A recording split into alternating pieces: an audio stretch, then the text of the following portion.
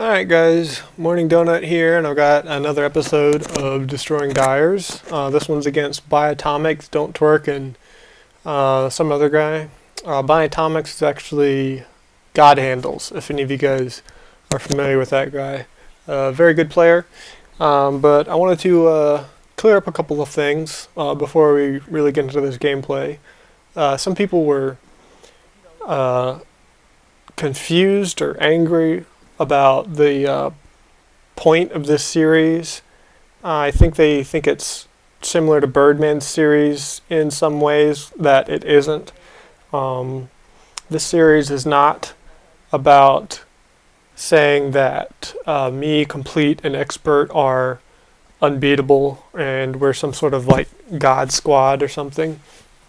We're not. We're very good, but we've been beaten before. Not everyone. Well, yeah, everyone. We have been beaten once when we were all playing together, but that's only because we haven't been on this game for playing multi-team hardpoint for like a year and some change, like all these other people. I've played this game casually, playing domination. I'm not even a hardpoint tryhard, so any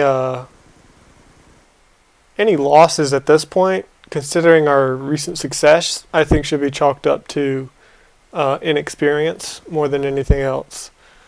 And that's not to say that when teams beat us, it's not fair and square. It is.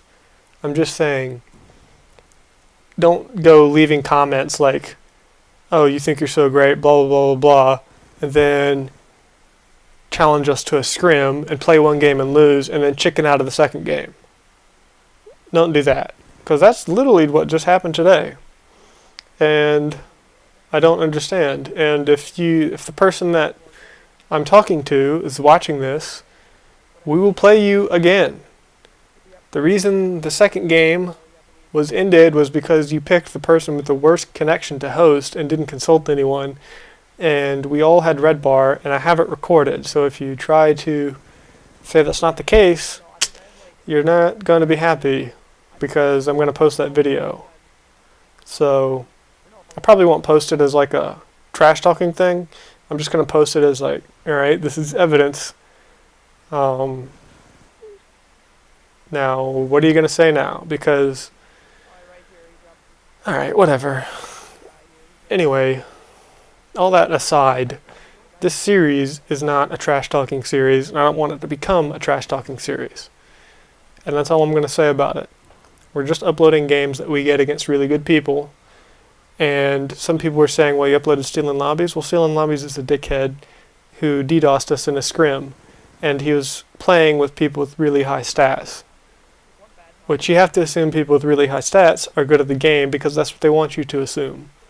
And nobody with high stats should complain when people assume that they're really good and try their best against them, because that's what they're inviting when they strive for those sorts of statistics. You know, people want to test that. People want to see, alright, well, if I can beat this dude with a 7 KD, then I must be as good as him, so I must be capable of getting a 7 KD or above if I really wanted to. Or maybe you just take solace in the fact that, alright, this guy's good at public matches and I'm better than him at competitive, and that's more valuable to you. But whatever the case, it's not a shameful thing to be on YouTube. Everyone's trying to be on this site. Everyone wants views, and if we get uploaded losing to someone else's channel, then that's fine by me, because I am not of the recent school of thought that if you beat somebody once in a public match, that means you're better than them. Which I don't understand why people think that, but they do. And I think there's a couple of YouTubers that have influenced that to a large degree. And I think it's kind of sad, because you're playing a public playlist as if it's a competitive playlist, but you're not you're not attaching competitive gameplay values. Like, you're not attaching the fairness of competitive. That competitive gameplay is set up. Almost every aspect of competitive gameplay is set up to be as fair as possible. And you're going into a public playlist where there are a lot of things that are unfair, and competing in it as if it's a competitive environment. Which is all well and good if you do it to have fun. But if you do it and you're acting as if this is validating, this is, alright, I beat these guys on a level playing field, you didn't. You went into it with certain advantages. So, yeah. That's my opinion, at least. And you can look at it like, alright, well, those advantages are known, so I'm going to treat those advantages as just a different aspect of, like, a different sort of competitive environment. Like, League of Legends has a vetoing system that's much more involved than Call of Duty. The most Call of Duty has done is, like, they had a map veto system, and that's it.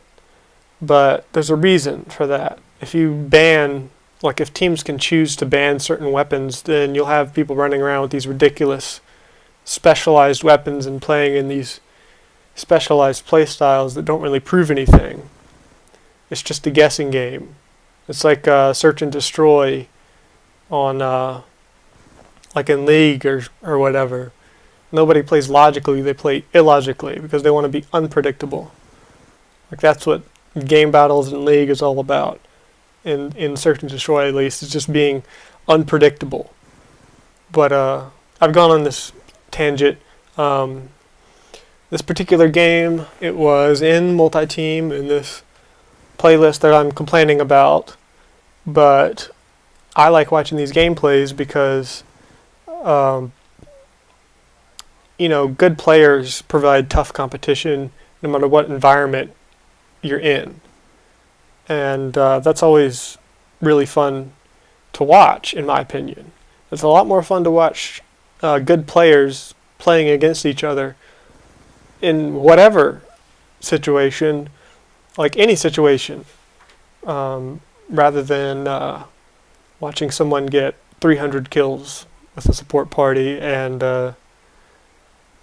public in a public match against people who aren't very experienced and aren't very good at the game.